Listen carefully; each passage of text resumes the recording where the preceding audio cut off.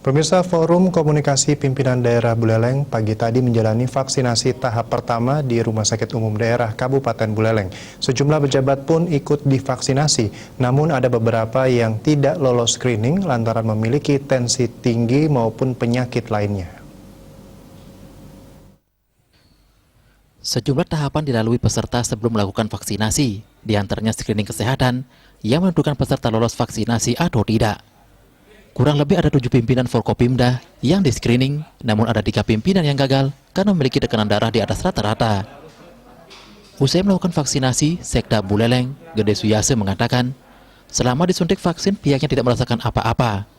Hanya saja butuh observasi selama 30 menit pasca vaksinasi.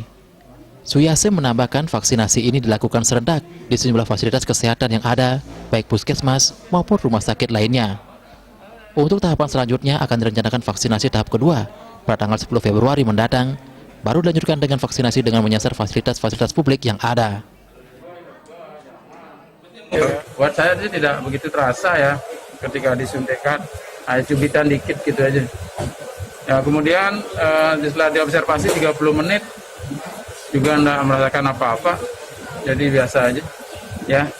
Jadi mudah-mudahan terus tidak ada kejadian ikutan. Sementara itu Bupati Suratnyana mengimbau kepada masyarakat untuk tidak takut jika nantinya akan divaksin.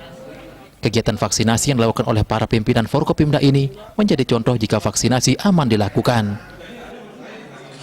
Pastikan saja kalau memang tensinya normal, laksanakan. Ya, umur di bawah 60 jalankan agar pandemi segera berakhir. Pak Supit pun tadi sudah berusaha menurun tensi dengan obat, masih di angka 150, jadi tidak diizinkan. Saya 70 dari pagi, jadi masih menunggu. Diturunkan normal dulu. Pimpinan Forkopimda yang hadir dalam vaksinasi tahap pertama, diantaranya Bupati Buleleng, Ketua DPRD, Kapolres Buleleng, Sekda Buleleng, serta pejabat lainnya. Komang Yuda, Bali TV.